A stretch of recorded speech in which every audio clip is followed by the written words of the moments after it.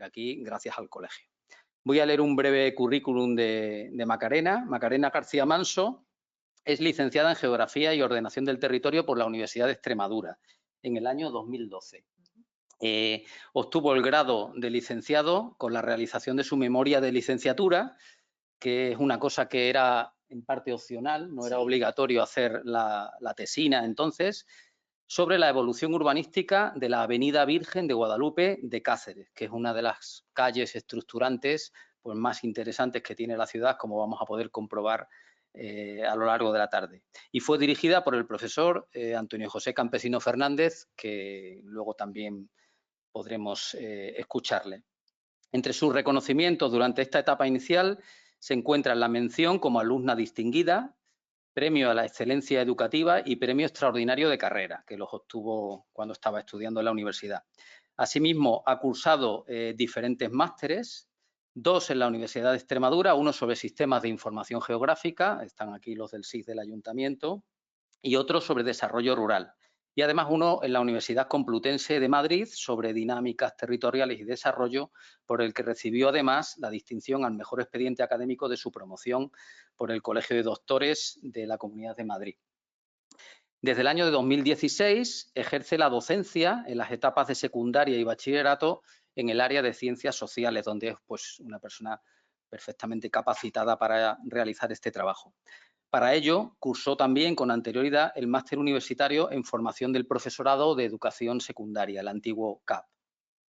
Ha presentado artículos sobre arte, patrimonio e historia en diferentes congresos de ámbito nacional y en la actualidad desarrolla su proyecto de tesis doctoral sobre el ensanche de Cánovas de Cáceres. Digamos que este trabajo que presenta hoy es en cierta manera pues una introducción del trabajo que va a realizar, que esperemos termine, que vea la luz, pues por el bien de la ciudad, porque un trabajo investigador hecho desde la universidad con calma, pues aporta por lo mismo que nos ha aportado a Cáceres la tesis doctoral de Carlos Sánchez Franco, que está aquí también presente. Su tesis abarcará el margen entre 1880 y 2024 y está dirigido por la doctora Yolanda Fernández Muñoz, del Departamento de Arte, aquí presente, y codirigida también por el profesor Campesino. Bueno, pues sin más, le damos la palabra a Macarena y cuando ella termine, pues haremos un debate, subiremos otra vez a la mesa y preguntarán ustedes y aportarán lo que consideren necesario. Muchas gracias.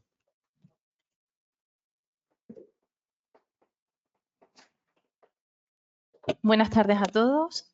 En primer lugar, muchas gracias, José Carlos, por tu presentación y, bueno, en general, muchísimas gracias al Colegio de Aparejadores y Arquitectos Técnicos de Cáceres por darme, bueno, pues la oportunidad de poder presentar el que fue mi proyecto fin de carrera, que como pueden ver en la portada de mi Power, pues trata sobre la Avenida Virgen de Guadalupe en el contexto del ensanche cacereño. Espero que puedan disfrutarlo. De este modo comienzo presentándoles, mostrándoles un breve índice que nos va a guiar a lo largo de toda la presentación. En primer lugar, abordaré en la introducción cuál fue el verdadero objetivo de este proyecto investigador. A continuación, analizaremos la génesis y apertura de este primer tramo de la Avenida Virgen de Guadalupe, fechado pues aproximadamente en los años 40 del siglo pasado. Asimismo, veremos la dinámica urbana y morfológica que ha experimentado esta vía a lo largo de todo este proceso urbanizador, prestando especial atención a la década de los años 70, puesto que aquí fue el momento en el que comienzan a aparecer bloques de edificios con bajos comerciales y, bueno, pues sus repercusiones pertinentes. Del mismo modo, se ha querido muy interesante abarcar un capítulo dentro de este proyecto que tratase sobre el precio del suelo, así como la producción de vivienda en el tramo sujeto a estudio, por supuesto teniendo en cuenta la vivienda subvencionada protegida, la libre, así como los agentes urbanos, tanto públicos como privados, que aquí han intervenido. Asimismo, pues los sectores económicos que aparecen en esta zona, junto con la accesibilidad y movilidad, que verán pues, que es bastante importante. Finalmente, se llevarán a cabo una serie de conclusiones propositivas que nos darán una imagen general, pues, de todos los contenidos que se han abordado a lo largo de estos minutos. Y, por supuesto, estaré abierta a cualquier cuestión o pregunta que pueda resolverles. Sin más dilación, comenzamos. La pregunta es, ¿cuál es el verdadero objetivo que tuvo este proyecto de investigación en su momento?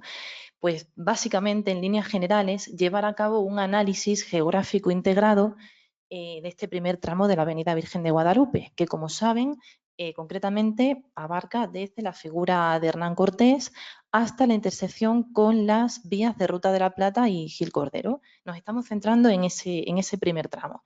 Bien. ¿Por qué? Pues porque se constituye como una de las principales arterias de la ciudad y además, posteriormente, esa metodología de trabajo, esos datos recopilados, etcétera, pueden ser extrapolables al estudio del ensanche cacereño, que, como les indico en esta diapositiva, carece de estudios monográficos de geografía urbana en la actualidad. Por tanto, pues hemos considerado que sería algo muy valioso, muy interesante, puesto que, como ha dicho anteriormente José Carlos, constituye mi proyecto de tesis doctoral actual y que abarca precisamente pues hasta este momento. Bien, podemos comenzar señalando que el siglo XX va a significar para la ciudad de Cáceres la superación de los límites urbanos fijados 4 siglos atrás. ¿Cuáles son los principales responsables de esa dinámica urbana cacereña? Como ven, les voy a ir planteando una serie de cuestiones para que, bueno, pues puedan ir enlazando todos los contenidos que le comento. En primer lugar, la declaración de Cáceres como capital de provincia en el año 1833, con la consecuente apropiación de funciones, de servicios, de equipamientos, que, bueno, pues nos llevamos nosotros y no en el caso de Plasencia.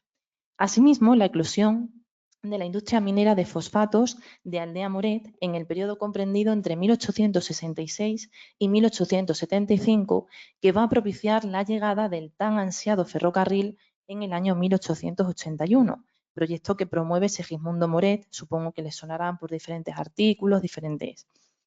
Bien, y en tercer y último lugar, el desarrollo demográfico de los 6 primeros decenios del siglo XX, que va a suponer triplicar la cantidad de efectivos humanos capitalinos que había en ese momento. Bien, la conjunción de todos estos factores van a suponer la prolongación precisamente de la ciudad, siguiendo esa dirección sur-suroeste, como pueden ustedes comprobar precisamente aquí, rebasando esos límites urbanos históricos fijados en las afueras de San Antón, que serían aproximadamente esa zona de aquí. Bien, asimismo, y a partir de ese eje, pues parten todos los demás ramales que estamos viendo tanto a derecha e izquierda, y de hecho vemos una incipiente vía que será esa pista del camino vecinal hacia la carretera de Salamanca, que es nuestra zona de estudio, la antigua pista del camino vecinal y actual Avenida Virgen de Guadalupe. Bien, les planteo otra pregunta. ¿Por qué se va a prolongar el ensanche cacereño justamente en esa dirección sur-suroeste? Pues existen 2 razonamientos claves para poder comprenderlo bien. Por un lado, los condicionantes morfológicos y topográficos van a excluir en ese momento cualquier otra posibilidad, puesto que es la vía más relativamente llana, despejada, para propiciar precisamente un crecimiento más ordenado, mejor ordenado. En palabras precisamente de Fernando Jiménez Berrocal, cronista de la ciudad, como saben, bueno, pues es una vía que ha tenido y sigue teniendo bastantes dificultades para el tránsito, por tanto es algo que venimos arrastrando en cierto modo. Por otro lado, el desarrollo de la industria minera de Aldea Moret, localizada a 3 kilómetros del centro en esa misma dirección y que se va a concretar como el catalizador del ensanche. Esta es la zona de los Fratres. ¿De acuerdo? Sería todo el eje de la avenida, la actual Avenida de España, en esa prolongación de ese eje, como les insisto, y este sería el ferrocarril, la estación de ferrocarril en fondo de saco, localizado precisamente en la zona de los Fratres, la actual zona de los Fratres. Como les digo, es el catalizador del ensanche. De esta forma se convierte en el foco de crecimiento de la ciudad. Si se dan cuenta, todo va a vertebrar precisamente hacia esta zona de aquí. Asimismo, tiene una consecuencia muy buena, que es mitigar ese aislamiento histórico que ha tenido la ciudad de Cáceres, puesto que permite conectarla con las dos capitales, con Madrid, en el caso de España, y con Lisboa, en el caso de Portugal. Es decir, ese es el doble efecto dinamizador que va a provocar esa llegada del ferrocarril a finales del siglo XIX, como les he comentado. De hecho, bueno, iré comentándoles también. La fuente de todas estas imágenes, por un lado serán de los archivos históricos, del Archivo Histórico, Municipal de Cáceres, por otro lado será del SIG. En cada caso intentaré irles matizando para que concretemos. Esta, como ven, es del año 1961. Bien, como les decía con anterioridad, además de ese eje representado por la actual Avenida de España, o también conocido comúnmente como Paseo de Cánovas, nos encontramos otra serie de ramales que van a partir de él. En primer lugar, podemos señalar la Avenida de Mayo, que es la actual Avenida Virgen de la Montaña, la Avenida del Oeste, actual Avenida Clara Campoamor, y en tercer lugar, pues nuestra avenida, nuestra actual Avenida Virgen de Guadalupe, que es la conocida como pista del camino vecinal hacia Salamanca. Pues bien, una vez que hemos encuadrado nuestra zona de estudio, dejamos a un lado toda la zona del ensanche de Cáceres, representado y concretado en esta avenida, como hemos mencionado, y que se constituye como mi actual proyecto de tesis, y ya sí nos vamos a centrar en el análisis concreto del primer tramo de esta vía. Como ven, bueno, la herramienta utilizada en este caso, aparte de, bueno, los datos han sido obtenidos del Instituto Geográfico Nacional, volcados para ser tratados con sistemas de información geográfica. Bien, precisamente esta Avenida Virgen de Guadalupe se constituye como uno de los grandes proyectos del entonces alcalde Antonio Canales. Tanto en esta fotografía aérea del año 1940 como en la que se adjunta a continuación, observamos la posición paralela con respecto a nuestra vía, que sería Avenida de España, pero sobre todo fíjense en las obras de terraplenado que se tienen que realizar para poder organizar ese crecimiento. Es un desnivel muy importante, por tanto fueron obras, como ven, de gran calado. Estamos hablando justamente de aquí. Bien, abordando el segundo capítulo, que trata sobre el origen de esta infraestructura urbanística, iniciamos nuevamente con otra pregunta. ¿Por qué va a surgir justamente esta vía y en esta zona? Bien, tenemos dos motivos. Por un lado, la necesidad de diseñar una carretera o ronda de circunvalación que va a conectar, como les indican esas líneas discontinuas, la carretera de Trujillo, dirección este, y la carretera de Salamanca, dirección oeste. Esa es la principal necesidad que tenemos. Y por otro lado, la necesidad de crear una vía de escape para la salida de camiones y ganado de paso que circulaba por el ensanche cacereño, ya que este se constituía como una ruta única y obligada de paso, es decir, era una zona muy congestionada, sumamente congestionada. Por lo tanto, la necesidad de abrir esta vía era sumamente importante. Aquí pueden ver, bueno, pues algunas de las piezas que se encontraban en ese ensanche cacereño en ese momento. El parador, ¿de acuerdo? Una serie de imágenes. Después, si quieren, me pueden preguntar más despacio para detallarlo mejor.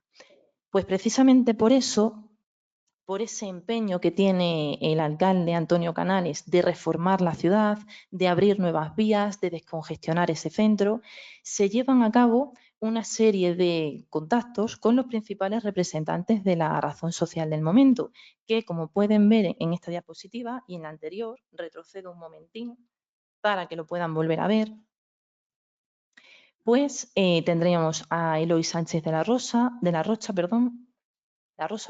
Julián González Ulecia, Valentín Domínguez, Francisco Acedo, Germán Manzano y herederos de Balondo. En definitiva, pues personas importantes con las que se tuvo que contactar para poder expropiar todo ese terreno y poder llevar a cabo esa reforma de la vía, como hemos dicho con anterioridad.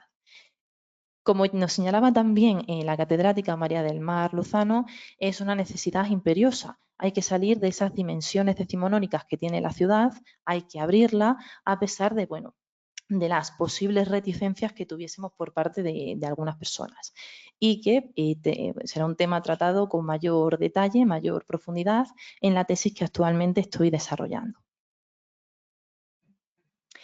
Bien, pasamos al tercer capítulo. Este está relacionado con el proceso de urbanización que ha experimentado esta vía desde el momento de su apertura, recuerden, dijimos años 40, hasta la actualidad.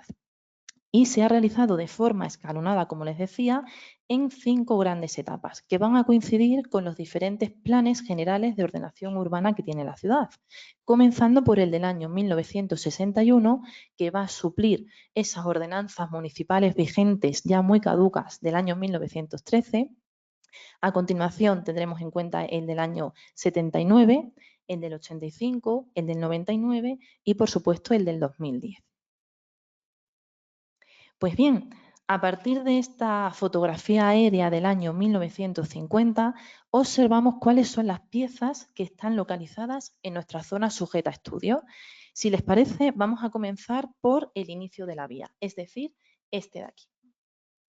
En ese caso, en esa intersección que tenemos entre la actual calle Gil Cordero y Virgen de Guadalupe, observamos los almacenes, talleres, la gasolinera de la familia Mirat. Y en el extremo totalmente opuesto y con mayor detalle, pues observamos en la intersección con la actual calle Dr. Fleming la vivienda de 2 plantas de la familia Molano. A su izquierda tenemos la fábrica de hielos y gaseosas, la famosa La Polar, que se denominaba así. Fue muy famosa porque, aparte de establecer, ¿no?, sus terrazas, sus servicios, bueno, pues saben que era un remedio bastante casero que utilizaban las personas para aliviar dolores, heridas, etcétera. Entonces, bueno, pues tuvo un renombre importante en ese momento. Delante tenemos los fielatos, esos pequeños puestos donde se cobraban impuestos para esos productos que llegaban de fuera de la ciudad y querían ser vendidos dentro de la misma. Y a su derecha, a su izquierda, bueno, derecha, perdón, se encontraría el Banco de España. Bien, en cuanto a la confluencia con la calle San Pedro de Alcántara, pues nos encontramos con el chalet de la familia Hacha y Turmendi.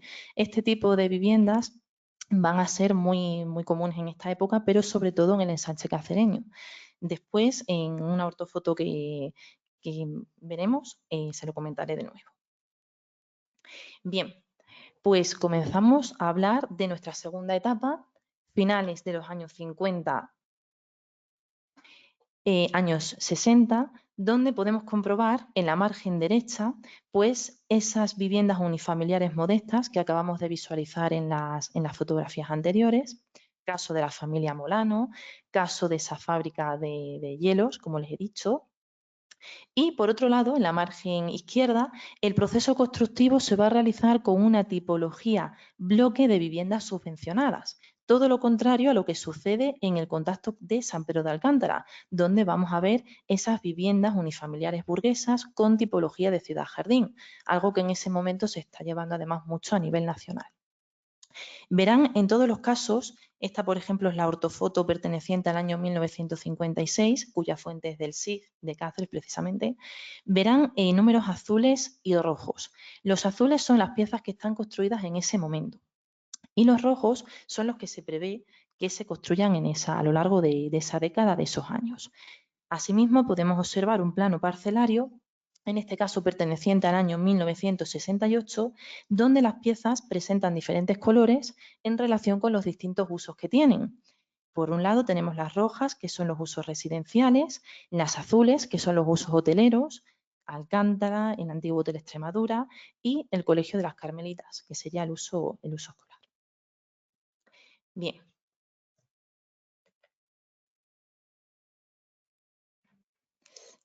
Vale.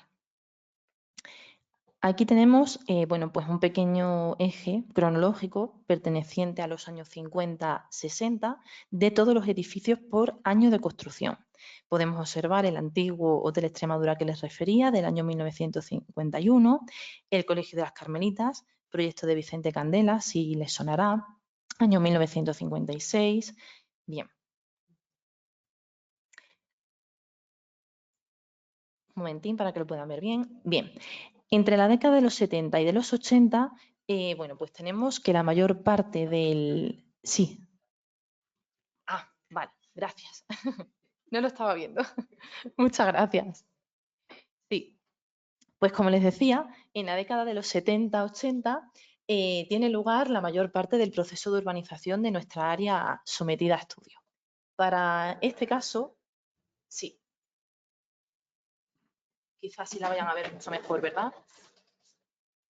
Bien, pues hemos adjuntado dos ortofotos, la primera perteneciente al año 1973, la segunda al año 1981 y su plano parcelario correspondiente del 1988. En ambos casos seguimos el mismo código de esa numeración que les comentaba antes. Números azules, piezas construidas y números rojos en proceso de. Asimismo, aquí podemos observar pues, por cada uno de los edificios, por número de planta, así como el uso que presentan. Les insisto, en esta década, a lo largo de estos años, ya tenemos la mayor parte de nuestro proceso realizado. Bien, del mismo modo y en todas las etapas se va a establecer este mismo eje cronológico para que vean por año de construcción todas y cada una de las piezas ya referidas. Por ejemplo, en este caso, ya analizado anteriormente, es el bloque de viviendas que sustituía a esos almacenes. Sí, perdón, a esos almacenes. Bien, en cuanto al segundo, del año 1977, sería el bloque de viviendas con bajo comercial que sustituye al chalet de la familia Hacha, que hemos visto también con anterioridad.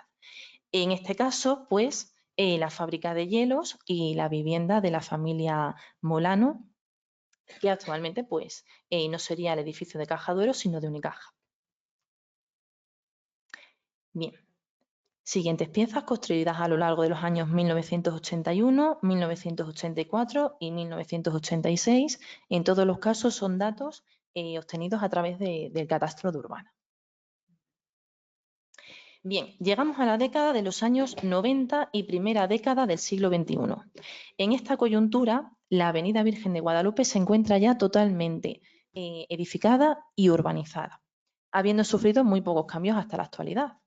No obstante, podemos ver en este caso la construcción del edificio de Igurat por el arquitecto Juan Ramón Zorita en el año 2004 y que está ubicado justamente en ese extremo de la vía colindante entre Ruta de la Plata y Avenida Virgen de Guadalupe. Justo enfrente se situaría el nuevo edificio, el nuevo hotel Extremadura. Y bueno, plano parcelario del año 2012 en el que vemos nuevamente la situación. Bien, aquí tenemos, construido en el año 2004, es el Figurat, el edificio al que me refiero, y en el 2005 que sería pues ese edificio, ese bloque de viviendas que sustituye al antiguo Hotel Extremadura. Bien, pues a través de esta última fotografía aérea actual puede apreciarse la situación del primer tramo de esta avenida Virgen de Guadalupe que se constituye como esa arteria paralela al desarrollo del ensanche de la avenida España en esa dirección sur-suroeste. Para que se ubiquen mejor, estamos hablando de este tramo frente a esa arteria principal de desarrollo que es el Paseo de Cánovas. Y en este último caso, pues se adjunta un parcelario de las piezas sustituidas o en expectativa de serlo. En cuanto a esto último, les indicaré una serie de datos a continuación, pero previamente quiero que se fijen en estas piezas sustituidas por cada uno de los periodos que aquí se reflejan y podemos comenzar por el de la década de los 70-80, por ejemplo, en el esquinazo con la calle Dr. Fleming. Tenemos el antes y el momento actual. En el caso del esquinazo con la calle San Pedro de Alcántara, pues exactamente igual. Vemos la vivienda unifamiliar burguesa frente a ese bloque de viviendas con bajo comercial y el antiguo Hotel Extremadura frente a ese nuevo edificio, ese nuevo bloque de viviendas con esos mismos usos comerciales. Bien, en cuanto a la pieza que ya les indicaba con anterioridad, y que se corresponde con ese colegio de Santa Cecilia. Bien, ¿por qué es una pieza que estaba en expectativa de? Porque la empresa del Corte Inglés estuvo interesada en esta misma vía para su instalación, precisamente en esa parcela ocupada por el colegio Santa Cecilia, el colegio de las Carmelitas. Bien, y así establecer nuevos usos docentes, comerciales y residenciales de lujo. A modo de resumen, les propongo un esquema para que vean pues, la evolución que llevó ese proyecto en su momento. En primer lugar, se presenta la propuesta en el año 2005. Entre el año 2006 y 2009 se aprueba en el Pleno. 2010 es incluida dentro del Plan de Urbanismo y en el 2011 ya dentro del Plan Especial. En el 2012 se le da un primer visto bueno y finalmente en el año 2015 pues ese proyecto queda paralizado. Por diversas circunstancias, motivos, ese proyecto se paraliza. Y les insisto, sería justamente en esta zona de aquí, como podemos ver en ese plano parcelario, de alzados, mejor dicho. Bueno, pues dentro de este proyecto de investigación también hemos creído muy interesante dedicar un capítulo a analizar los precios del suelo, como ya les indicaba en el índice, y de la producción de vivienda subvencionada, protegida y libre, así como esos agentes urbanos que aquí han intervenido. Y para poder obtener un mayor detalle en cuanto a todos esos datos, todas esas cifras recopiladas, hemos establecido 5 grandes periodos de estudio, todos ellos coincidentes con las diferentes promociones que se han ido dando. Tal y como nos señala Carmen Velasco en el año 1994, el precio del suelo es un elemento de estructuración espacial y claramente de diferenciación social. Esto puede verse perfectamente en el caso de Avenida de España. Bien, pues una vez... No nos sale la tabla, un momentín. Bueno, pues si no, debería de aparecer una tabla, pero se lo comento yo. Tras las conclusiones que se han obtenido al analizar todos esos datos, pues obtenemos una serie de ideas generales. En cuanto a la construcción de viviendas, existe un claro cambio de tendencia. Es decir, en el momento de mayor auge constructivo, que coincide con el periodo de 1977 a 1981, pues tenemos un claro predominio de viviendas subvencionadas protegidas, mientras que a partir del año 1990 van a predominar claramente las libres. En cuanto a los agentes urbanos, pues tenemos en torno a un 80% que se corresponden con privados y el porcentaje restante, creo recordar que es un 11%, se dividiría entre cooperativa y orden religiosa y también pues entidades bancarias. Nos repartiríamos ese porcentaje de esa manera. No entiendo muy bien por qué no ha salido la tabla, de todos modos luego lo intento poner en el documento. Por supuesto, toda esta información está muchísimo más detallada en ese documento escrito. Y todos los datos, como pongo en la fuente, han sido obtenidos del archivo de la Gerencia Territorial del Catastro.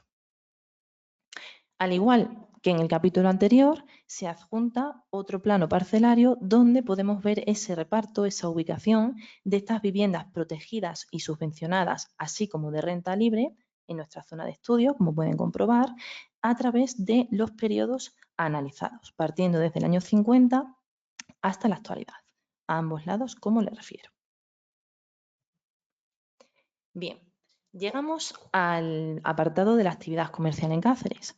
Como saben, el foco comercial en nuestra ciudad, desde finales del siglo XIX, principios del XX, se ha centrado fundamentalmente en el denominado casco antiguo o centro histórico, puesto que ha sido la zona donde se han dado pues, las funciones residenciales, económicas, es decir, se ha concentrado fundamentalmente allí.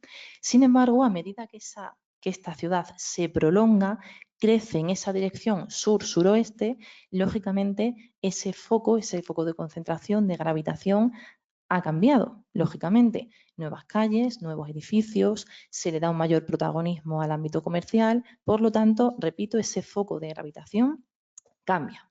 Y para poder establecer una serie de parámetros comunes en cuanto a todos los datos analizados y recogidos fundamentalmente en la Cámara de Comercio de Cáceres, se han establecido 6 grandes zonas de influencia comercial.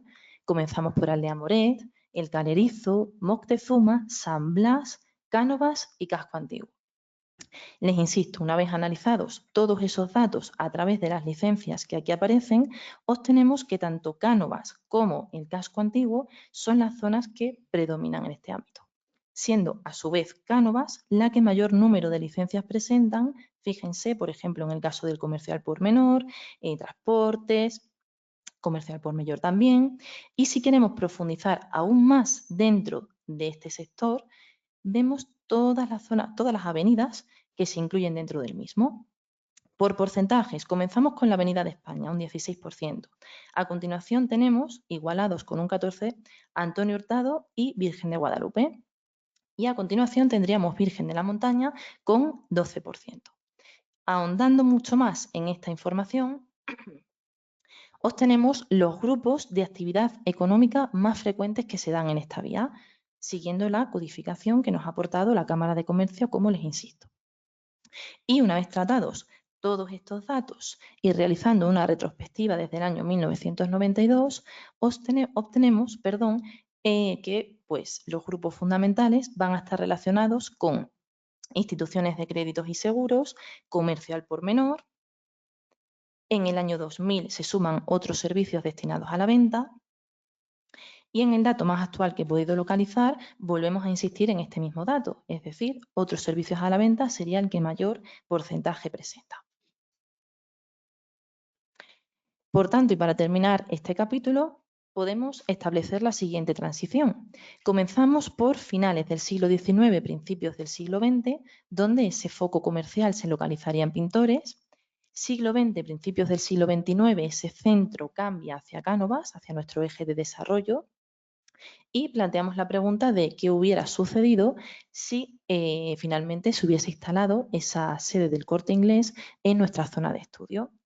Concluimos que, lógicamente, esta habría desplazado al Paseo de Cánovas como centro cívico-comercial del tercer milenio. Por último, abordamos el tema de la accesibilidad y la movilidad dentro de nuestra zona de estudio, que, como podemos ver a través de esta fotografía obtenida de Google Earth y del visor del IGN, concretamente el Iberpix, nuestra zona de estudio presenta un elevado grado de concentración de tráfico, especialmente en diferentes franjas horarias. Por ejemplo, podemos ir viendo de 8 a 10, tendríamos una concentración, fíjense, de casi 500 vehículos, entre las 12 y las 3 y de las 6 a las 9. ¿Qué conclusión podemos obtener de estos datos obtenidos a partir del Plan General Municipal del año 2010? Pues que nos encontramos en una vía que presenta una excelente ubicación dentro de la ciudad de Cáceres. Es así que, aparte de cumplir su finalidad principal, que era unir esa actual ya autovía 58 proveniente de Trujillo hacia la A66, que sería Salamanca, permite dar acceso y conectar las principales arterias de esta actual ciudad. Bien, pues llegados a este punto, obtenemos una serie de conclusiones generales, como ya les indicaba al inicio. Podemos comenzar señalando que el anteproyecto del ensanche de Cánovas a finales del siglo XIX supone la expansión de esta dirección siguiendo este eje sur-suroeste. En segundo lugar, la Avenida Virgen de Guadalupe se constituye como un importante ramal del ensanche, conformándose como uno de los grandes proyectos urbanísticos de la ciudad, llevado a cabo por, recuerden, el entonces alcalde Antonio Canales. En cuanto a su proceso evolutivo, bien, pues vemos que en el inicio de la ocupación de la vía, años 50-60, se produciría en los años 50-60, después nos encontramos con un importante ritmo de crecimiento a partir de la década de los 60-70 y una vía totalmente consolidada y urbanizada a partir de los 90 y primeros años del siglo XXI. En cuanto a la producción de vivienda, aquí podemos ver los porcentajes que les comentaba antes, por cierto, y insistimos en esa idea. Predominan fundamentalmente en este periodo las viviendas subvencionadas protegidas y a partir de los años 90 las libres, mientras que en el caso de los agentes urbanos, 79% privados, 11% cooperativas, ese dato es el que antes les quería mencionar, 5% órdenes religiosas y 5% entidad financiera. En cuanto al traslado de la actividad comercial, hemos visto la evolución, Pintores, Cánovas, Avenida Virgen de Guadalupe, en el caso de haberse instalado esa sede del Corte Inglés en nuestra ciudad. Y por último, y atendiendo a la accesibilidad y movilidad, pues ese importante grado de superación que presenta la zona sujeta a estudio, por su condición de arteria central con excelente localización dentro de ese espacio urbano más congestionado. Por último, les adjunto pues una serie de planos parcelarios que ya se han visto en las diapositivas anteriores, pero que en este caso, bueno, pues vuelvo a juntar para que puedan verlas con mayor nitidez. Esta en concreto hacía referencia, les recuerdo, al año 1968, las primeras piezas que están aquí situadas, con sus usos. Usos residenciales, usos hoteleros y en este caso el uso docente. Estas serían las carmelitas. En este caso concreto, 1982, podemos observar ya cómo tenemos la vía prácticamente ocupada tenemos además el detalle de las alturas de cada edificio, junto con esos usos. Plano del 2012, donde ya podemos observar esa nueva pieza incorporada, así como el nuevo edificio que sustituye al antiguo Hotel Extremadura. Y bueno, pues estos ya son los alzados actuales que presenta la vía. Bien, por último, pues la bibliografía que he utilizado, tanto en el caso de libros, podemos ver aquí pues una serie de autores de mucho renombre, artículos y, por supuesto, todo lo relacionado con la documentación de archivo, que ha sido donde realmente he buceado para poder conseguir toda esa información y poder tratarla. Bien, pues con esto me pueden preguntar cualquier duda que les haya surgido o cualquier cuestión. Muchas gracias por su atención. Sí.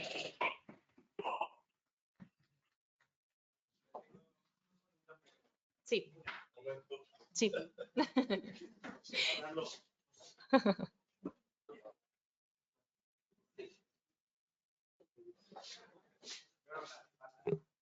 Bueno, lo dejamos aquí. Un momentito que vamos a una introducción. Por aquí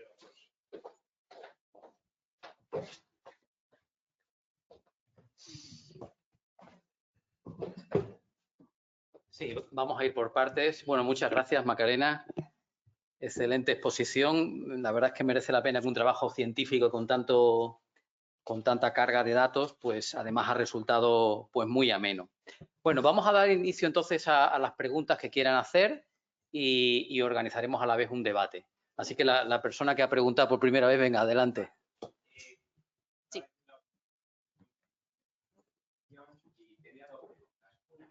ha comentado que la idea de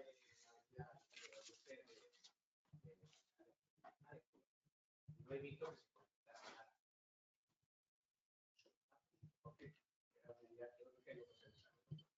Sí, eso es, eso es. Es un proyecto de reforma que él quería realizar precisamente dentro de la ciudad, pues para, como hemos dicho, descongestionar toda esa vía principal. Sí, efectivamente. Vale, otra pregunta sería el futuro de la vía de Guadalupe.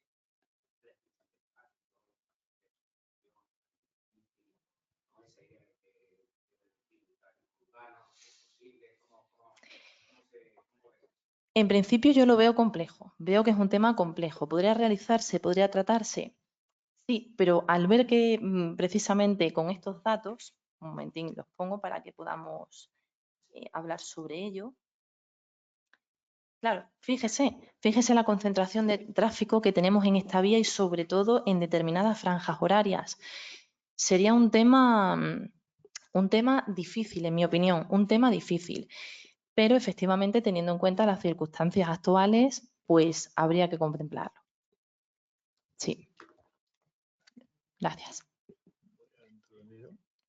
Bien, también por decir con respecto a tráfico y aparcamientos, por aportar una idea a Macarena, aunque me parece que ya en su momento se lo expuse, y por recordar también un poco, yo creo que a los arquitectos que más han marcado que más honda huella han dejado en la ciudad de Cáceres, que ha sido a Tomás Cibantos, con el que hemos tenido la satisfacción de trabajar. Él decía siempre que el mejor sitio para hacer un aparcamiento en Cáceres, hoy han visto ustedes con todos los datos, es en el relleno de tierras que hubo que hacer para trazar la carretera. Es decir, ha habido que hacer un movimiento de tierras bestial que lo pueden ver ustedes in situ, porque si van por la Avenida Virgen de Guadalupe y se asoman al recreo del Colegio de las Carmelitas, ven sí, el pedazo de relleno que ha habido que hacer ahí. Bueno, pues ahí ese es el sitio más fácil y barato de hacer un parking importante y bien conectado en la ciudad. Y bueno, no sé qué es lo que pasa, que ha habido bastantes equipos que por distintas corporaciones municipales han estudiado los aparcamientos, pero es de cajón que es el sitio más fácil. Y no sé por qué no se estudia. O sea, simplemente por aprovechar la imagen visual que normalmente cuesta un poco transmitirle, la han podido ver ustedes perfectamente en las imágenes. Sí. Bien, preguntas. No, aquí lo que estaba comentando, enfrente, justamente, hay otro hueco grande entre dos edificios. Ah, sí, sí. Que ahí también se podría hacer un aparcamiento en... No sé, bueno, en teoría. Bueno, esto desde luego es dominio público y es tan largo como esta parte de la calle, que es mucha longitud y es relativamente fácil y barato hacer, por ejemplo, con una pantalla de pilotes, se puede construir técnicamente y luego sacar. Es algo parecido a lo que se ha hecho enfrente del múltiple, lo que pasa es que enfrente del múltiple ha habido que hacerlo en roca y casi todos los edificios han acabado en el juzgado, cosa que nos consta, y aquí no, porque es relleno de tierras. Un Baden enorme, sí. No sé yo que si... Yo no soy especialista, pero ingeniero lo tenía que decir. Adelante. Una pregunta, una curiosidad. Comentabas que si hubiese desarrollado la base del Corte Inglés, realmente Virgen de Guadalupe Habría desplazado. hubiese sustituido a Cánovas en cuanto a la importancia comercial. Cuando se desarrolla toda la avenida de Virgen de Guadalupe, se habla de ello por todo su carácter a la hora de estructurar la ciudad, además una idea que comunica prácticamente de Jaén. Es decir, que desde cualquier momento que la empiezas a personalizar, parece que tiene siempre más importancia que... Sí, es cierto, es cierto. Pero hay una diferencia que me ha llamado la atención, que es en cuanto a la vivienda. Cánovas siempre parte de una vivienda enfocada a la burguesía. Efectivamente. Y Virgen de Guadalupe parte de una vivienda de social, o más para una clase familiar. Efectivamente. ¿Puede plantearse como un tema de que no ocuparse o Virgen de Guadalupe no sustituye esa Cánovas en ese sentido? ¿O siempre se mantiene la diferencia? Sí, De quizá. nivel social, por así decirlo. Claro. Sí, es algo curioso. Sí, a la hora de... Sí, estoy de acuerdo contigo. A la hora de plantearlo, verlo, analizarlo, es cierto que, bueno, ya hemos visto, ¿no?, en los datos, es que casi es, bueno, el periodo de mayor auge constructivo, como hemos dicho, es fundamentalmente para esas viviendas de... Claro, pero aún así, claro, estamos en el contacto con la calle San Pedro de Alcántara, que conecta ambas vías. Por lo tanto, bueno, probablemente sí. Sí. Y ya por curiosidad, el único edificio que permaneció, por todo lo que has enseñado de las fotografías antes y después, de los edificios, el único que permanece es el del Banco de... Sí, de las antiguas, en la conferencia dices con... Sí, te la pongo aquí, sí. Efectivamente, ese es actual, ese es el actual. Un momentín que lo pongamos aquí, a ver.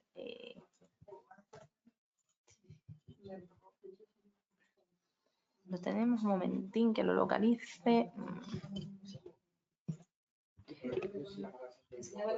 Sí, mira, aquí, justo. Vale, ¿te refieres aquí, verdad? Año 57. Efectivamente, eso es. Sí, el plan general Eso es. que llamamos del Corte Inglés, el del 2010 se llamaba el plan general del Corte Inglés, que fue como lo que pudo haber sido y no fue. Al final acabó siendo el plan general del Aki, metido con calzador contra la vía, entrando por un carril bici y convertido libre al acuífero del Calerizo, o sea, más o menos. Pero bueno, se ha quedado del plan general se ha quedado el nombre. Me gustaría indicar que este edificio, como saben, del Banco de España, que sustituye al primigenio de la calle Alonso Cortés, se termina en el año 57 y que ese edificio supuso un tapón al proyecto inicial de Antonio Canales de esa vía transversal que estamos estudiando ahora, estudia Macarena en el Ensanche, que tenía dos polos, la Plaza de Colón como origen de la Avenida Virgen de la Montaña, Cánovas, que cruzaba esa transversal, la Avenida del Oeste, que debía terminar en otro parque, Colón por aquí, la Madrila por aquí. Como saben perfectamente, la colocación de ese edificio en el año 57 rompió la posibilidad de esa conexión con dos parques, uno en cada extremo, y la transversal quedó rota ahí, precisamente. Yo sí quisiera decir algo, si puedo. Vamos a ver. Me gustaría contextualizar una serie de temas que me parecen fundamentales para poder explicar, porque han salido y conviene conocer la génesis. En primer lugar, yo quiero agradecer al Colegio de Aparejadores y Arquitectos Técnicos la atención que siempre tiene con nosotros, razón por la cual le ofrecimos esta conferencia. Por tanto, a Diego Salas y a todo su equipo, porque aquí se está muy a gusto y creo que la forma de interpretar la ciudad de Cáceres, que evidentemente no se limita al perímetro del conjunto casco histórico, conjunto monumental, porque hay que interpretar esta ciudad, precisamente los espacios urbanos planeados, que tienen pues un papel preponderante. Me parece que es fundamental interpretar las claves, y hay muchas claves, como discutíamos el otro día con Carlos Sánchez Franco, muchas claves que quedan pendientes incluso en los proyectos de algunos arquitectos. Por tanto, mi agradecimiento al colegio, mi agradecimiento a Diego Salas, mi agradecimiento a todos ustedes, porque les interesa precisamente como profesionales entrar en esos debates que no existen en esta ciudad sobre el pasado, el presente y la génesis de futuro. Al profesor Salcedo, porque bueno, formamos casi una pareja de hecho ya a todos los efectos y está funcionando además. Y a Macarena, yo tengo que decir sobre Macarena algo importante. Mis mejores alumnas, que han sido ellas siempre, alguna está en la sala porque abrió el camino, Milagrosa Guerrero fue mi primer descubrimiento geográfico, y por tanto siempre agradeceré pues, la aportación que hizo. Yo he trabajado siempre con alumnas y alumnos que han obtenido una nota de sobresaliente 9,5 en mis asignaturas. Y han dicho, usted es un elitista. Y así. Yo he trabajado con los mejores y las mejores. Y eso es elitismo científico estupendo. Y una alumna que obtiene mis asignaturas como ella esas calificaciones, deja de ser alumna y se convierte en discípula cuando comienza a investigar conmigo en geografía urbana de esta ciudad. Es un tránsito muy importante en la vida de una persona. Deja de ser alumna para convertirse en un miembro más de un equipo de investigación. Y hay muchas personas. Me gustaría poder reunirlas a todas esas mujeres que han sido claves en los proyectos de investigación, proyectos que en muchos casos pues, están inéditos, para poder saber de qué vamos. Esta investigación tenía 3 objetivos fundamentales. El primero, académico. Ella tenía que resolver con una investigación su graduación, su licenciatura, y la hizo con brillantez. El segundo objetivo era metodológico, lo ha dicho ella. Queríamos poner en marcha una metodología de análisis integrado, y los geógrafos podemos hacerlo. Esto no es más que una síntesis, lo que ella ha puesto, una síntesis de 40 minutos, pero hay un documento que acredita todo el contenido de información en él. Ese documento ha estado hasta este momento inédito, como tantos otros, y todo lo que está inédito no existe. Por lo tanto, la razón fundamental era que ella elaborara y experimentara un desarrollo metodológico que le permitiera más tarde abordar una tesis doctoral de la enjundia del ensanche de Cánovas. Y yo le tenía reservada ese tema y ella lo sabía. Y si no pudo abordarlo antes fue porque tuvo una oferta laboral y le dije, tranquila, primero es la docencia, luego ya tendremos tiempo en un estado de madurez de desarrollar la tesis. Por tanto, el objetivo metodológico era un análisis morfológico y estructural de esa avenida, que no era algo absolutamente diferente del ensanche, es un eje paralelo del ensanche, y una vez desarrollado ese planteamiento metodológico, pues cabía la posibilidad de que ella encontrase ya lo que ha encontrado, pues la fuente de trabajo en ese sentido. Y esto, pues lo tengo que confesar, había un tercer objetivo que era absolutamente aplicado y que yo lo negocié. ¿Y cuál era ese objetivo? Pues fundamentar la memoria que estaba elaborando una empresa bien conocida, con un promotor bien conocido, para tratar de situar el Corte Inglés en la parcela de las Carmelitas. Este trabajo debía servir para fundamentar ese documento si la empresa quería aceptarlo como tal. A mí me consta que tenía mucho interés, lo cual había un interés muy aplicado, muy geográfico, muy de trabajo profesional, muy de saber que podemos aportar algo a un documento como este. Entonces, ese trabajo, inédito hasta este momento, merecía la pena ser difundido. Primero porque, lo que he dicho antes, no podemos tener investigación, y hay mucha. Y aquí en la sala hay profesionales como Adela Alarcón, que tiene un trabajo espléndido para poder exponerlo aquí, como Victoria Domínguez, que hizo un magnífico trabajo que también está pendiente. Es decir, deberemos sacar del baúl de los recuerdos de hace 8 o 10 años un material que a todos nos interesa, que desde luego mientras esté ahí está inédito. ¿Por qué? Para transmitirlo simplemente a los profesionales y debatir la comprensión de ese urbanismo. Y ahora está con su tesis doctoral.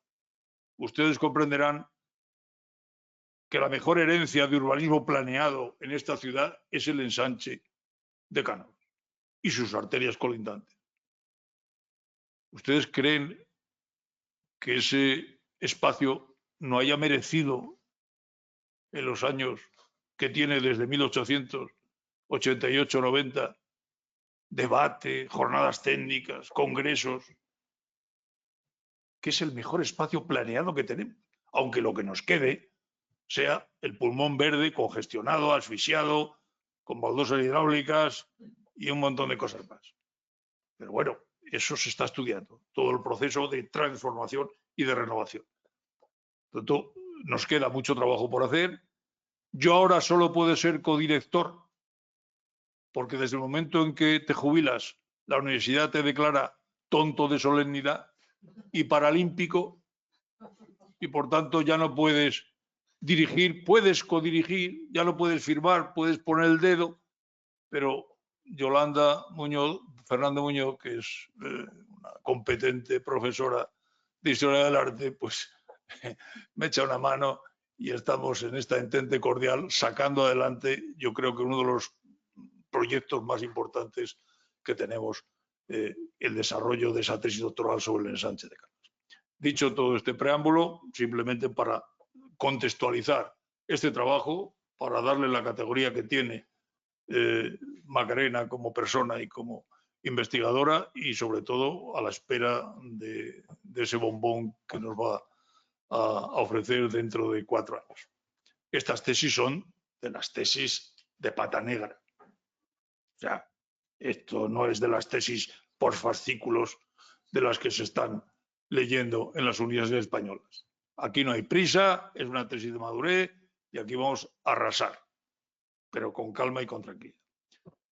Bien, yo le querría hacer una pregunta que me parece que es fundamental, sobre todo de cara a la investigación. Es decir, las fuentes que ha manejado ella, ha citado varias y sobre todo esos archivos, qué fuentes son las que un profesional de la geografía, del urbanismo, puede estar manejando para conseguir ese análisis integrado, que no sea exclusivamente morfológico y que sea un análisis que tenga que ver con lo funcional, que tenga que ver con todos los parámetros con los que nos manejamos. Las más pinceladas de las fuentes. Justamente están apareciendo en pantalla. Pues fundamentalmente en cuanto a documentos de archivo, los que le he comentado antes rápidamente, licencias. Hemos barrido licencias de todos y cada uno de los edificios que forman parte de esta vía, como pueden ir viendo. Todas. Bien, luego tenemos archivo municipal, si seguimos con el resto de licencias, construcciones, viviendas, planos, todo tipo de planos. Dentro del archivo histórico municipal de Cáceres hemos tenido también que vaciar actas, las actas de las sesiones ordinarias celebradas por el ayuntamiento, fíjense, en los años 1934, prácticamente todas. La memoria de proyectos tan importantes como el Colegio de las Carmelitas. Por supuesto, también en el archivo biblioteca, la Diputación Provincial de Cáceres. Bueno, páginas web de todo tipo dentro del ayuntamiento, planes generales, Iberpix, que lo he comentado antes para el tema de ortofotos, cartografía raster, el Instituto Geográfico Nacional, que me ha permitido volcar y tratar esos datos a través del SIG, Instituto Nacional de Estadística, Google Earth, que es muy valioso para todo este tipo de proyectos, el catastro para el tipo de el barrido que hemos hecho en cuanto a tablas y datos de viviendas y, bueno, por supuesto, el SIG del Ayuntamiento de Cáceres, que ha sido vital, porque es una información estupenda, extraordinaria, lleva un trabajo detrás brutal y a las personas que estamos investigando nos facilita muchísimo, muchísimo la labor. Muchísimas gracias por la parte que os toca. Bueno, y por último, por mi parte, no soy un canónigo, pero me gustaría pedir y solicitar un patrocinio para la publicación de este trabajo. Lo dejo ahí por si alguien quiere, ¿verdad? Y si no, pues tendremos que pasar la gorra a la puerta del colegio. Adelante, Carlos. Me ha animado a hacerla, hablar un poquito más, no quiero quitarle tiempo a nadie. Sí, coge el micrófono, ya puestos. Carajo, Solo es un breve. Esta cita con Activanto, estamos en el año del centenario, pretendemos hacerle un pequeño homenaje a la memoria de un arquitecto municipal. Aquí tenemos a Javier Ruiz, por ejemplo, como representante de verdad de esa figura de arquitectos municipales por los que han pasado proyectos que han conformado, ¿no?, la ciudad que conocemos hoy. Ángel Pérez está en las fotografías de Macarena, en esos estudios de protección y tal, de ese ensanche del oeste. Pero también, como digo, se ha citado a Tomás Tibanto, sin duda uno de los arquitectos que más huella presente ha dejado en la ciudad por ahora, ¿no? De hecho, en Virgen de Guadalupe, en el lado de los mares, desde la confluencia con Viena hasta Ruta de la Plata, ese es uno de los límites del plan parcial de las Acacias, un plan parcial que desarrolla el primer plan general que tuvo Cáceres como plan vigente, como ordenación vigente. Antonio Canales impulsó alguna iniciativa que no prosperó. A pesar de que en mediados del 19 ya tenía obligación una capital de provincia de tener su plan de ensanche y demás, y aquí, como bien expuso Campesino hace 40 años, lo siento remitirme tanto. Como digo, esta ciudad ha estado a golpe de decisiones un poco a sentimientos y tras ese plan del 61, el primer plan parcial que se aprueba, mientras los terrenos del ferrocarril antiguo, de la estación antigua, están ahí con el gran aparataje del Estado, tratando de impulsar los fratres que conocemos hoy, pues se va encontrando con obstáculos. Una pequeña cooperativa de viviendas hace la Peña del Cura, que también da frente a Virgen de Guadalupe en la calle San Juan de Dios. pero he dicho que Tomás Cibato, a continuación, redacta el plan parcial de las acacias, que se aprueban en el 70, si no recuerdo mal, pero antes hace la madriga, el plan parcial de las madrigas, ¿no? Que también, de alguna manera, toda esa esa afuera que existía pues hace escasamente 70 años, ¿no? Pues empieza a urbanizarse de una manera ya por sí planificada, y en el caso de la madriga de las acacias yo creo que con cierta valor urbanístico, ¿no? De bloques libres frente a manzanas compactas que atosigan el espacio público y demás, ¿no? La vivienda, la ciudad jardín de vivienda colectiva que comentaba. Sí. Perdonad, quería dejar esos apuntillos, ¿no? Un poco Sí. Precisamente el otro día comentábamos con Carlos que un mismo arquitecto, como es Tomás Cibantos, que espero que después del homenaje a Ángel Pérez, por derecho propio, deberíamos enfrentar por fin un homenaje a este arquitecto cacereño, es capaz de desarrollar dos proyectos. Las 300, en la que estamos trabajando ahora, precisamente en un proyecto de capítulo de libro, que rompe completamente la morfología del polígono de la Dehesa de los Caballos, que hay no más que pirulos de 11 plantas y de repente, ¡paf! Claro, como es vivienda social y como estaban en el periflux, que decimos, ya no es el periurbano, ya el periflux, al otro lado del río Peco, pues parece que no, pero aquello en aquel momento, y el ortofoto que nos envió el otro día, precisamente del año 67, Carlos, queda perfectamente definido el contraste morfológico entre aprovechamientos de edificabilidad de 8 metros cúbicos por metro cuadrado de repoblación forestal y la baja densidad de una promoción que, siendo social, siendo una unidad vecinal de absorción del chabolismo, pero que estoy ahora trabajando profundamente en el censo del 75 para ver las procedencias, y hay procedencias de la provincia, no solamente es del chabolismo de Cáceres, mucho menos, hay unas adscripciones que las veremos plasmadas completamente en el desarrollo demográfico. Hay que entender que no solamente son arquitecturas, sino que además de las arquitecturas hay personas dentro de las arquitecturas. Y esa es la sangre frente a la cal y el hormigón. Pues al tiempo que está haciendo esto del 64 al 67, en el 70 hace una promoción con 8 metros cúbicos por metro cuadrado de edificabilidad en la Madrid. De un contraste brutal. Contraste social, contraste morfológico, contraste de clase media alta frente a clase baja. Son propuestas de la misma persona prácticamente en el mismo tiempo que dan respuesta a dos situaciones completamente distintas. Y simplemente les avanzo, que no quiero ocupar más tiempo. Vamos a presentar con Víctor Jiménez Barrado hago el spoiler, pero será el día 19 en Burgos, de un artículo sobre asimetrías y simetrías en la ciudad de Cáceres, comparando nada menos que el barrio de Aldeamoret con el R66. Ya verán ustedes la costelera cómo resulta. Sí, con respecto a las 300 que hemos mencionado antes, dense cuenta ustedes, o sea, estamos hablando de una ciudad jardín para pobres de solemnidad. Es decir, las 300, aunque nosotros no lo llamamos así, es una UVA, unidad vecinal de absorción, que era el tipo de poblado que existía, que tenía el Estado en aquellas fechas para absorber chabolas. Entonces, en su mayoría eran chabolas. Y, por ejemplo, de su misma quinta, en Madrid, se hicieron 6 unidades vecinales de absorción, de las cuales la única que queda algo es la de Fuencarral, porque fueron, desde el punto de vista arquitectónico, fueron proyectos muy interesantes, estos de salir en las revistas, pero desde el punto de vista social, el tiempo ha demostrado que fueron pasto de la droga, historias, al final han acabado estos barrios han acabado reabsorbidos por viviendas con cierta especulación posterior, ¿no? El caso de la UVA de las 300, pues permanece en su sitio.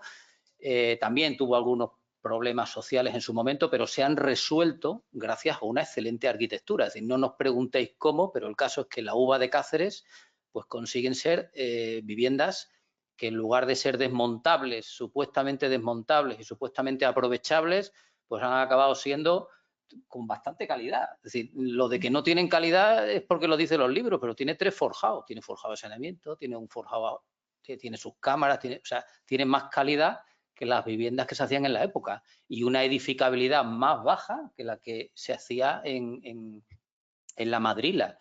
Y la prueba es que con una buena planificación urbanística y una buena arquitectura se han resuelto esos problemas sociales. Yo creo que lo que teníamos que hacer era compararlo con la calle Ródano, también vivienda social de fecha posterior, cuyos bloques han tenido que ser demolidos. O sea, es que las comparaciones son odiosas. Y esa arquitecta que está sentada calladita ahí está haciendo una tesis doctoral sobre casas baratas en Cáceres, que también va a tener su peso específico. Estamos ahora por los de sin historia. Después de los de tanta historia, ahora nos estamos preocupando un poquito de los sin historia. Pero muy interesante, hay muchas claves en esta ciudad que quedan por resolver. Bueno, nos hemos salido del... Hemos dejado a Macarena fuera de combate. No. Bueno, yo creo que es positivo que haya un debate sobre la ciudad, ¿no? Sobre el urbanismo de la ciudad. ¿En la 521? Sí. Sí, claro. Sigue siendo. Sigue siendo. Sigue siendo, sí. Entendemos... ¿Antes por dónde pasaba esa nacional? Por Cánovas Claro, y por la Cruz de los Caídos. efectivamente. Eso es. Bueno, entendemos Eso que es. esa promoción, y eso no lo sabemos, pero intuimos que al ser una nacional, pues hay fondos estatales para el desarrollo, pero eso no lo hemos visto. Esa es la 521 que Yo creo que permitió la conexión con la 630. Puede ser, pero son... eso hay que saberlo. Sí. Yo opino que sería el ministerio. Sí. Es como Sí, claro. la mano del Estado para las grandes obras de urbanización y carreteras se nota. Es como la dehesa de los caballos. Pues igual, o sea, el molde que dio lugar a las 300 y que a su vez absorbió todo el Carneril, que estaba desconectado. Bueno, pues ese proyecto también es de Tomás Cibantos, casualmente, y fue construido por el Instituto Nacional de la Vivienda, me parece. Vamos, por el Ministerio. ¿Más preguntas? Yo quería hacer una sugerencia con respecto a lo que había dicho ella de la comparativa del nivel del tipo de vivienda de Avenida de España y del tipo de vivienda de Virgen de Guadalupe, que son similares en el tipo y en la sociedad que los ocupa. Porque ambas eran cooperativas de maestros en un sitio, de maestros en otro, de comercio en un sitio, y de nivel de profesionales médicos en un sitio y de gente similar, que hacen las oportunidades de estudiar. Sí. Además estoy deseando sobre todo ver esa comparativa real. Me gustaría poderlo establecer y establecer gráficos comparados con los distintos tramos y las distintas... La misma fecha. Sí, efectivamente. Hablo del salón barroco de la época de los Coincidentes, eso es. Sí. Sería un buen apunte y de hecho, vamos, lo haré teniendo esta información, por supuesto, sí. Hay que tener en cuenta, como sabes, Mela Rosa, que el proceso de trasvase de actividad económica de la ciudad histórica al ensanche fue muy lento porque realmente hasta empieza el 23-24 los procesos de construcción, pero no los procesos de trasvase funcional. Y en los años 50, por eso vamos a hacer el seguimiento censo por censo y licencias por licencias hasta 1960. 1960 y el plan de 61 ya abre la veda de la locura. Y comparando simplemente el 61 con el 75, la mayor parte de los edificios, bloques del ensanche de Cánovas, sustituyeron a unas piezas que evidentemente no tenían bajos comerciales, ni mucho menos, y es el momento a partir de los 55 cuando levemente y muy lentamente comienzan a trasvasarse las funciones sobre todo las comerciales más importantes. Pero ya será a partir de los 60 cuando esos edificios permitan bajos comerciales y empiece la presión del terciario a partir del 61 al 75. Posterior.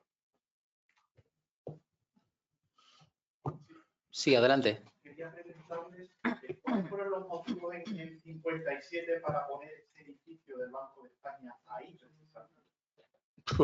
Esto es como el marqués del Viso, que hizo una casa en el Viso porque pudo y porque quiso.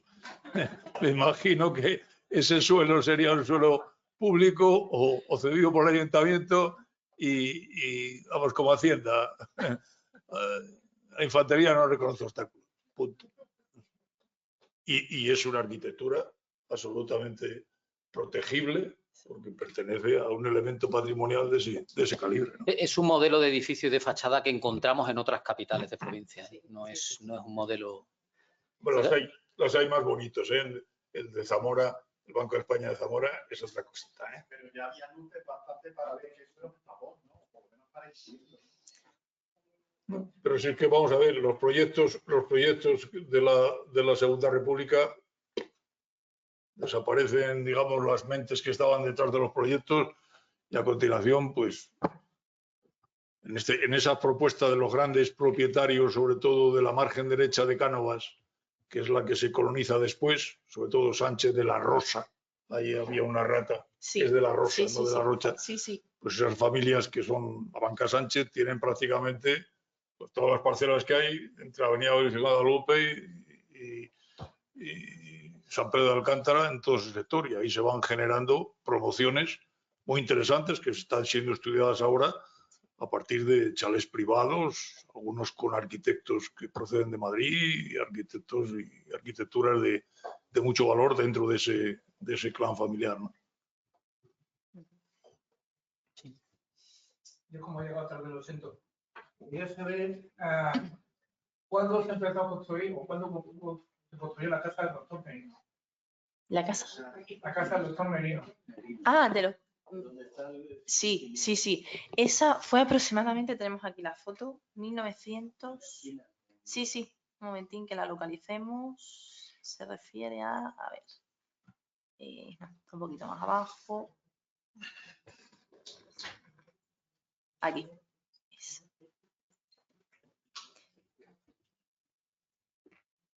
Vale, tenemos, esta ya es la foto de la... ¿No se refiere a esta? La otra esquina. Calle Viena. Calle Viena. La esquina de la calle Viena. La esquina de la calle Viena, sí. No, es que esa, por eso digo, no, esa no tengo foto, pero aproximadamente sería en la década de los 60. Creo, no, la demolición.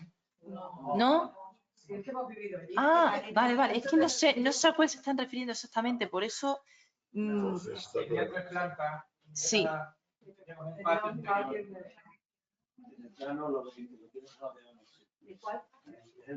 Antes del edificio. Efectivamente. No sé cuál es. Sí. Aquí. De Merino. Exactamente, no es en esta, ¿no? En la primera es. La primera, no, la portada que teníamos ahí. ¿Esta? Ahí, Vale. Sí. El 1. El 1, esa probablemente sería la construcción, pues prácticamente oscilando 1945 aproximadamente, porque son las primeras piezas efectivamente que aparecen en esta vía. Sí. Y yo quiero preguntar Sí. sobre eso. Yo recuerdo de niña, porque hemos vivido allí, Sí. un bulevar Sí. con árboles. Sí. Desapareció como en el 60.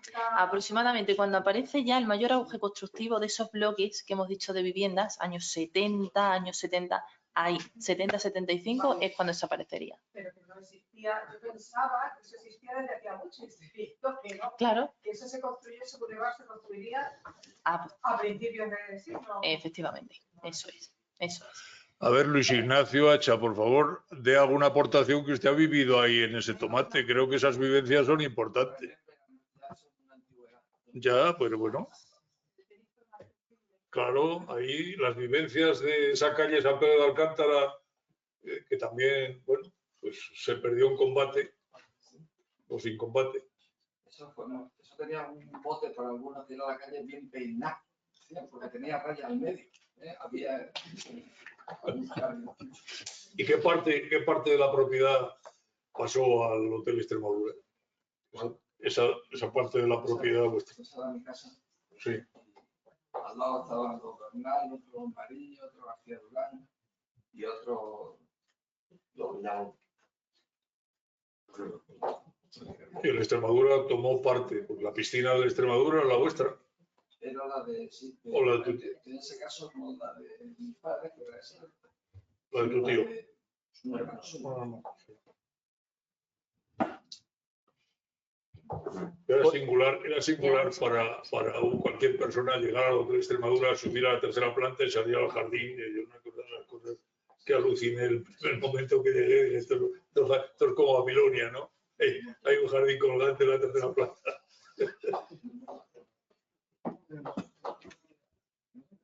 Bueno, ¿más preguntas? Pues nada. Muchas bien, gracias pues por su presencia. Les agradecemos su presencia.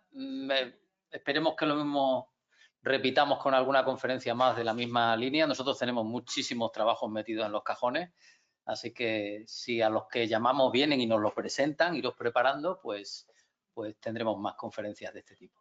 Así que muchas gracias al colegio y a los asistentes. Muchas gracias. Gracias.